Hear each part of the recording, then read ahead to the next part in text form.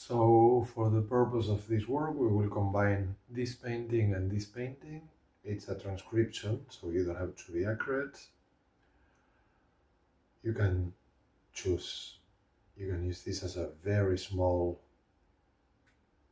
drawing or painting in the background and this as a forefront. It's your decision. But if you want to make this one, you will take into consideration that the painting is divided in 3 spaces. The first space has air and sky, the second space has the mountains, and the third space has the lake and the people. It's very important in this romantic style to consider the scale of the people in relationship to nature. Awesome nature and small people. And when you come to do this one, you will consider that this composition has this sharp distinction, and on this end you have one scale, and on this other one a totally different one, but the scale is the same, but still there is a landscape in the back too, so you can use this. Just combine both and see how you feel about it. Transcriptions are to find yourself within the painting. It's not a copy. So I will start. In my case, I will divide the painting in 3 because I know that I want that to be my main subject. I will make a very light drawing, not so light in my case because people watching have to be able to see it. They won't see that on the camera.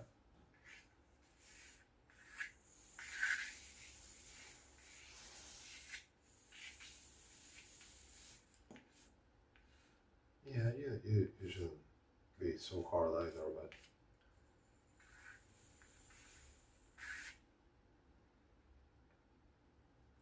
let's see how this will fit into that. Yeah, I will juxtapose both.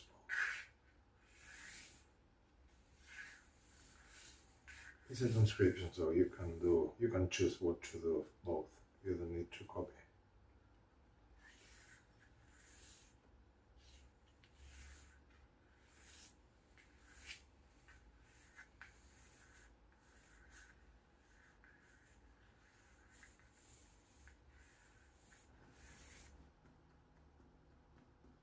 Yeah, just find it anywhere.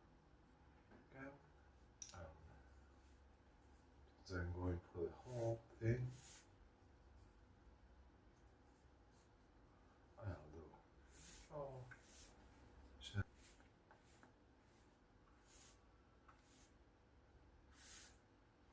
Yellow is everywhere, we know that.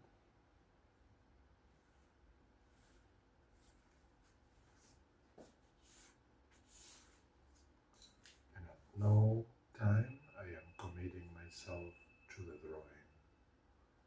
Now I am seeing where the colors travel and fall. Use more pigment, less water, because it should be still a yellow color. Yeah. And you move all around. Wait until the color dries. And I usually avoid landing on the subject. I just follow the colors, not the drawing. What do you mean, follow the colors? Well, I see orange. I don't see a group of people in a loading dock or a boat. I see the color. I don't see a mountain. I see colors. And when I draw again, then I will see the objects. So in different ways, I am using line and using color with the characteristics they have. Now there you are using color as a line, which is not a bad thing. It's not a bad thing. That's why I don't correct. I just go with what they have.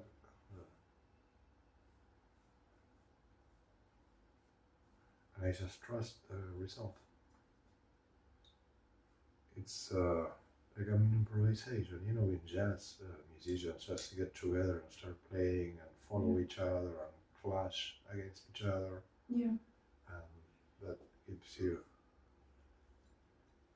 really a lot of freedom to create and just straighten back. It's a great thing, strategies, but sometimes it's not your thing. If you don't try other things from the start, you would never know.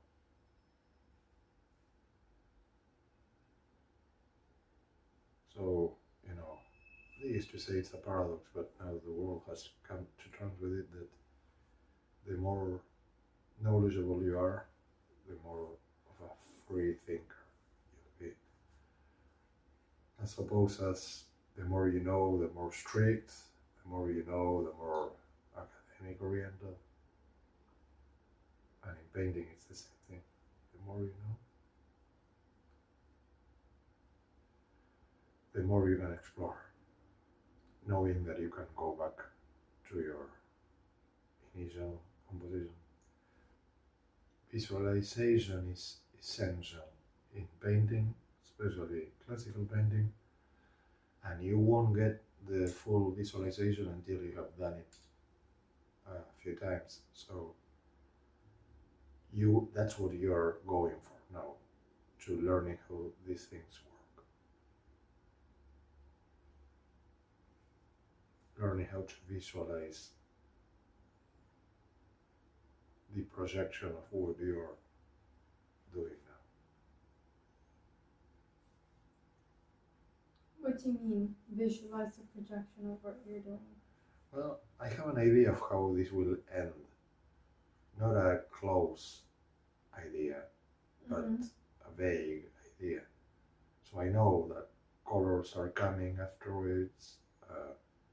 I know that a little more drawing will enhance it. I know that white will come and give unity to the painting.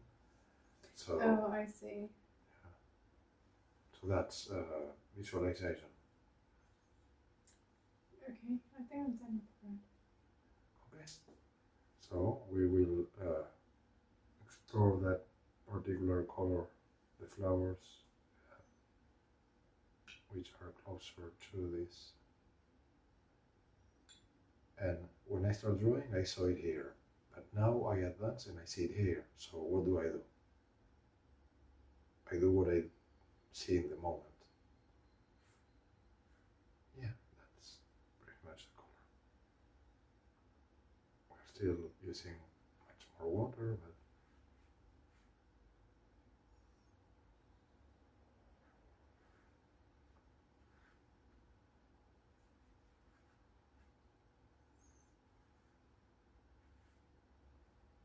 yeah, only one brush stroke at a time. Every brush stroke is like the sound of an instrument.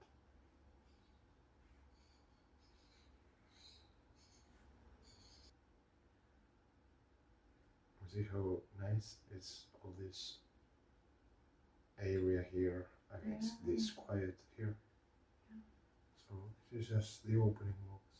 I'm not overcommitting to drawing or painting. Just seeing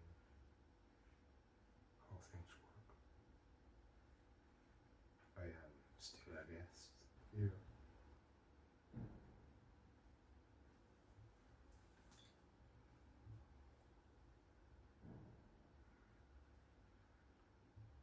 More color, less water.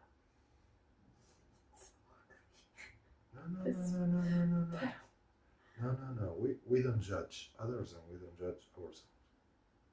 Just focus about doing the best you can. Good. Leave it. Very nice. Very, very nice. If you don't know how to move next, that's a sign that you have to stop. I have one more flower to draw. Okay? So you know how to move.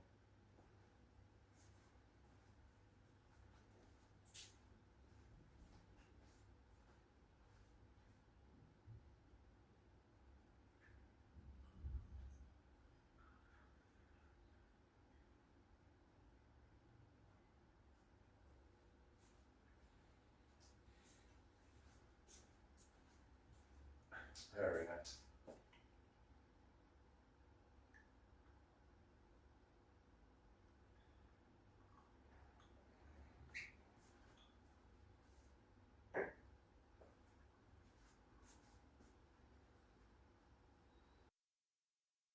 We said that paintings that we work on these tutorials are a dialogue between line and color, right?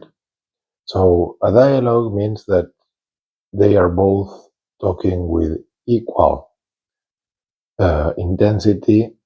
So whenever somebody is one of those two are going off, we need to bring the other one back. So at this point, we see that we have much more color than drawing. We will work very lightly on the drawing, and then we will finish by using intense colors and lighter drawing again. So we have two different personalities, of course, two different approaches to the same subject and the same composition. That's right. What we want to do now is not make an outline on the painting we have. We want to start over again. So let me look at it for a minute. And I see I won't touch these mountains. I like them as they are. If you want, you can do it. But I see now that this is not so curved. Now I see it straighter. So I see every time, I do every time what I see in the moment. And I don't overcommit what I did in the past. One of the things about oil painting is that time overlaps in every application of painting. Could you explain again what you mean by time overlaps? Yes. What is reality? If you want to think of realism, if you want to think of representation, you will think that it's a succession of moments overlapping, right? You could. Painting, figurative painting, has that element of overlapping painting sessions. If you want to go that way, you don't have to go that way, but if you want to work realistically, it doesn't get much better than Velázquez or Rubens. They work glazing, they work overlapping, brushstroke over brushstroke, color over color. And if you look at those paintings close by, you will see that it's just an overlap of brushwork. There are no close forms. Everything is moving. Everything is seen for the first time, every time. Is that a little more clear? Yeah, that's clear. Still, as clear as I want to make it, words will always fail because painting keeps eluding definitions and eluding affirmations. It's just about staying there, participating in the process. So, you see, I see things differently now, and I make them lightly. So I approach drawing what I see now, not Yes. committed to what I've done. Yes, what anybody who is highly unaware of these things I'm talking about would do is make an outline and fill in the drawing with colors. And if you want to go that way, you can make masterworks. I'm not saying that that's wrong, but that's not what we do here. That's valid. That's a good approach, but it's not what I do and it's not what I want to transmit, right?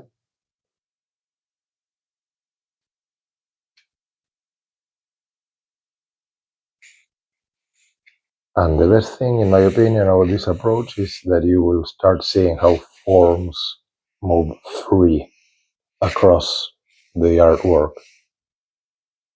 It's already starting to happen. As in there are no strict forms? What do you mean that forms move free? I mean that they can breathe and they can move with you. You are not close to a set of identities. The flower keeps moving as you move your hand. I see. And the painting grows.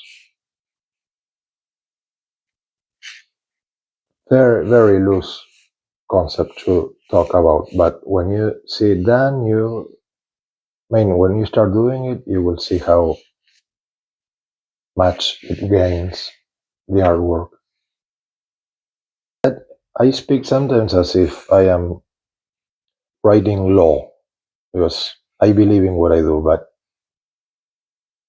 everybody should have a different approach, and if you let people work freely, they will find their own approach, and that's what I want from... As in, they'll find the right approach when they work freely. Yeah, for themselves. It's right for themselves.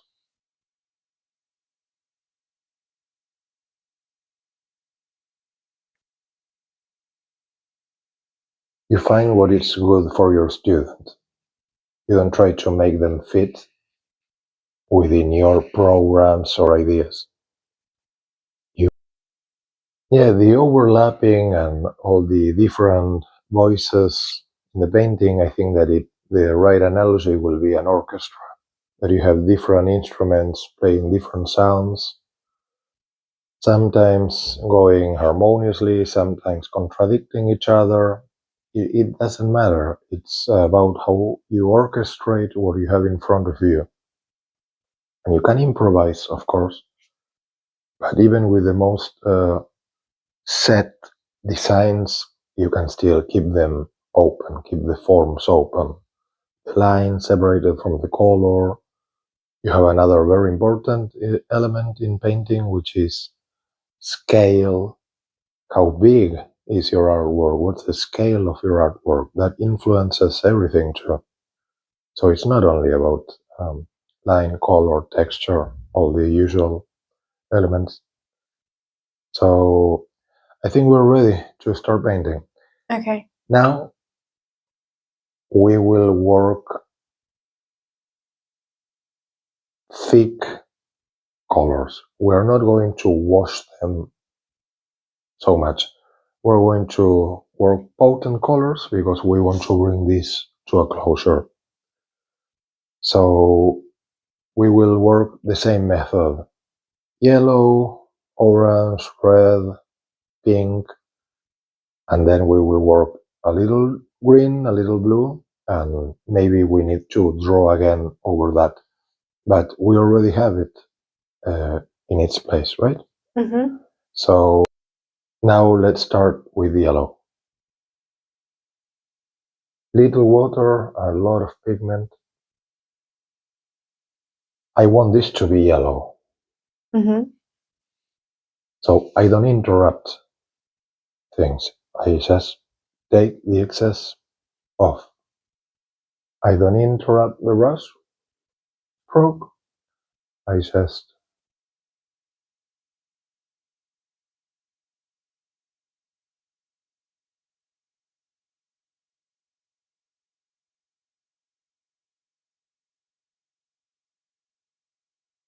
and I need a little more. You can never have enough yellow. Yeah. One more thing. It's subtle, but you usually avoid going so straight on the canvas or paper. Never go too parallel to the picture plane. The vertical and horizontal lines that compose the picture. You see how I make every brushstroke a little off the parallels. Why is that the case? It looks a little static if you go too parallel to the picture plane. Okay. But maybe you want that. Maybe you want stripes and parallel lines. So my part of my work is to make you aware. Okay. Gently aware of things that work for me. Okay. And people who train me, of course. You don't have to take it as the law.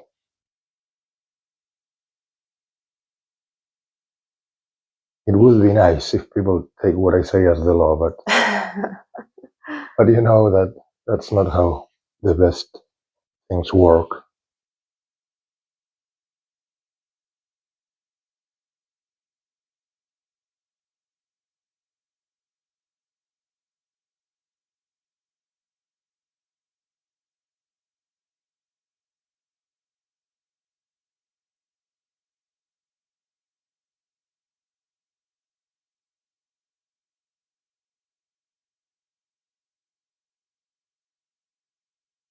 I think this is enough. Okay.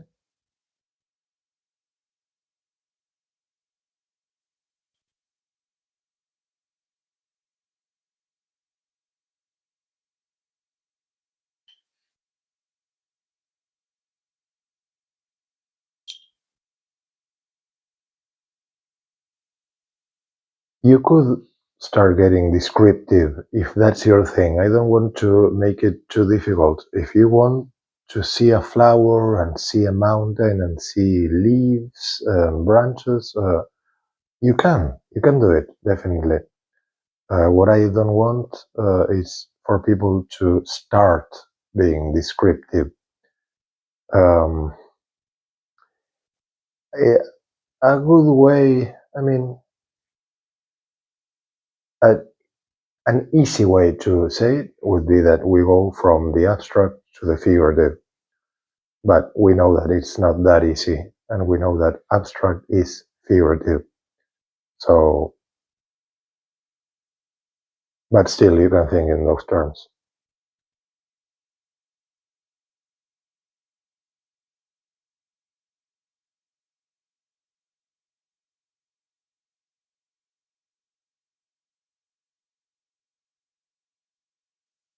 A little bit of white to open up the space and open up the color. A little more. You see how the white starts being really important part of the composition. We are not highlighting, please don't highlight. Don't use white as highlighter.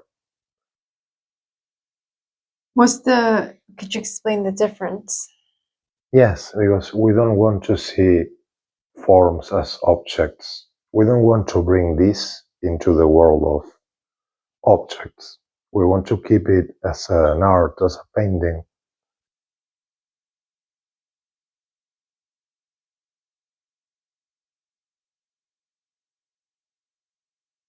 In classical painting, white is a separate color, separate palette.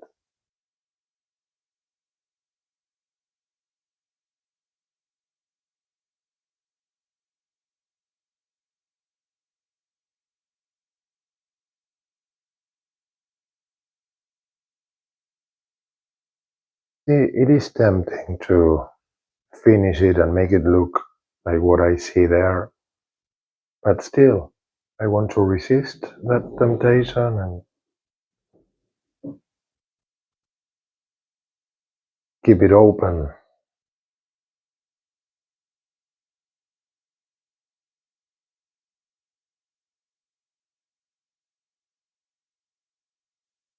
Trying to be expressive without being descriptive, but expressive of the flower, their shapes.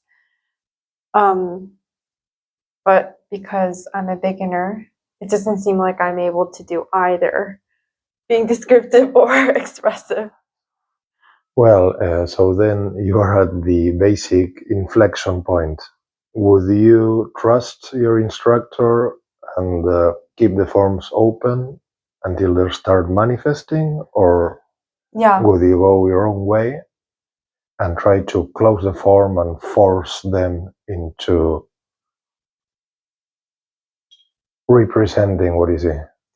I'll practice having open forms but the more I do it confidently and expressively, the way my hand moves, the way I touch the brushes into the paper, I think I'm going to get more used to it and create expressive forms, but it's going to take some practice. Well, I will just make something now that I will do in the end with you, but you see, if I want to be extra descriptive over this, if my thing is mimesis, if I want to mimic and render paintings, I would add a very detailed drawing. I'm doing it now to show you how powerful it is combining both aspects of painting. See? So before it was colors over colors, it was more an abstraction if you want. But now you see that it's starting to be an actual flower, actual petals. Yeah. I'm still pretty independent of the initial drawing, but you see, I'm still not locking the forms. But see how I am bringing. This is what we will do towards the end.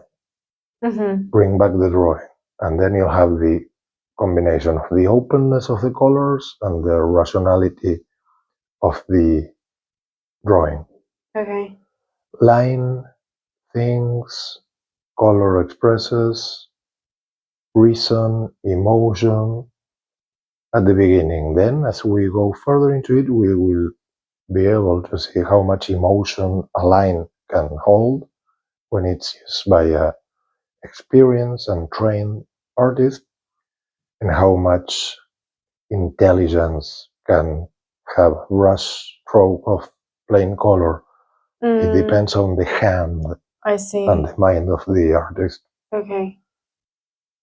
But now it's a very good thing to understand each one individually. Yeah. You know that because of my other work in prosthetics, I've seen many surgeons handling the human body. Mm-hmm. Surgeons don't see the human body as something precious.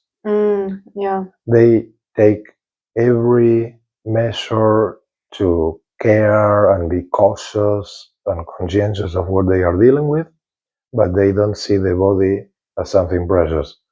They cut, open, close, take things, put things, and they do masterful works without seeing the body as precious. But they see paintings as precious.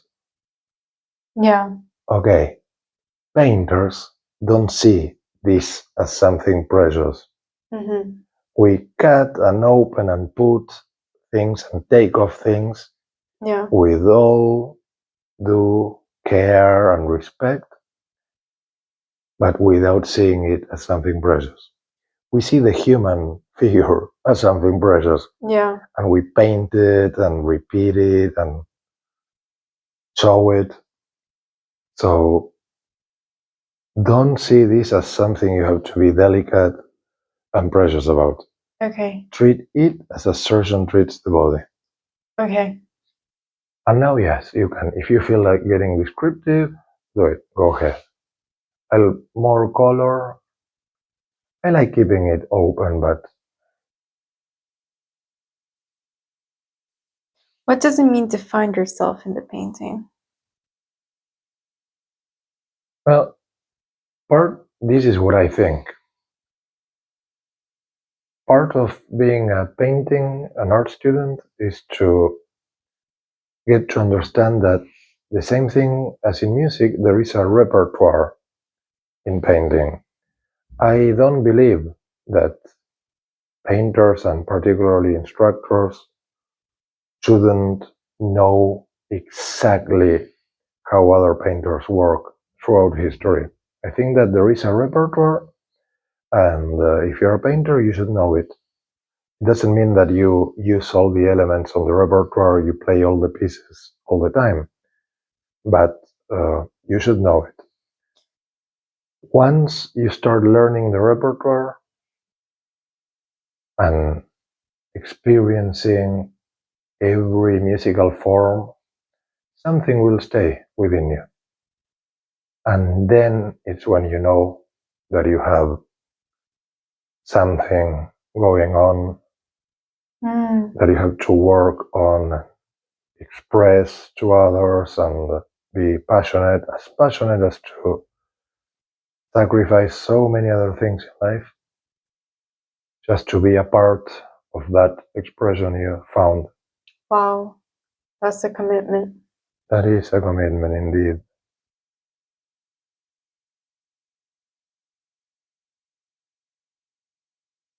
And when you find that, that's when you become a really generous artist and a really generous instructor. You don't keep anything for yourself because you know that you can teach anything you know, and not everybody will take everything you know. Your own gains belong to you. Yeah. Your expression will always belong to you, and everybody will find their own expression. So you give away everything you have every single time. But you can only do that after you find Yeah. your own expression. Yeah, well, that's like martial arts. They have a 10 years commitment before you have your black belt, pretty much. And anybody who knows one of those martial arts could tell a white belt from a black belt. Well, if you go through training in painting, you could always distinguish who is the real instructor, who is the real practitioner. It's a matter of understanding.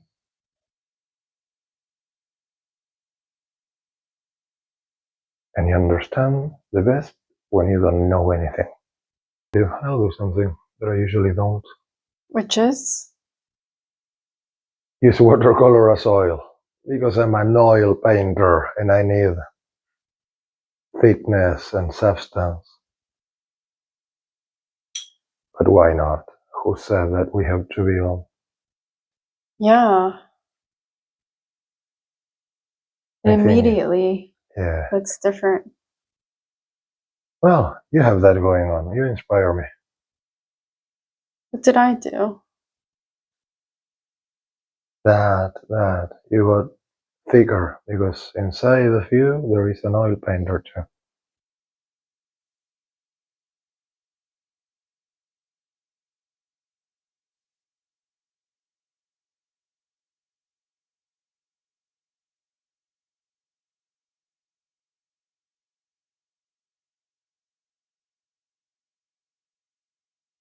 We'll use some color, your choice. I will use this blue to make the final strokes.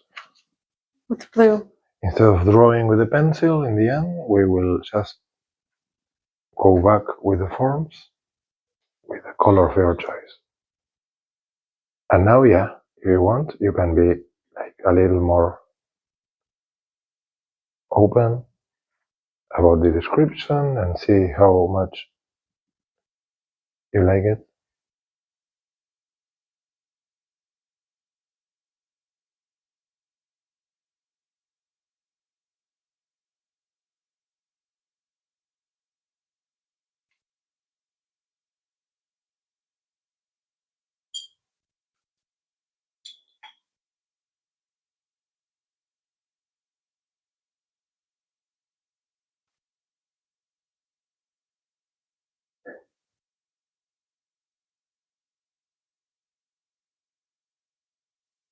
I like it like this. Yeah, I like it too.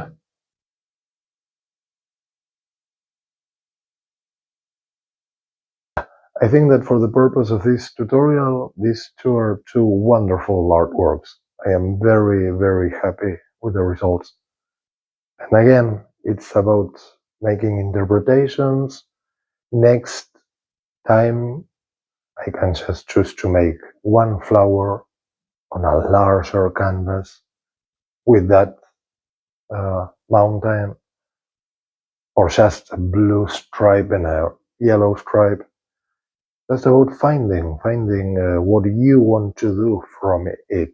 It's history, but you know, we are alive now. Oh, yeah, that's how we work. Thank you. Thank you. Thank you for the class today. Thank you for the class.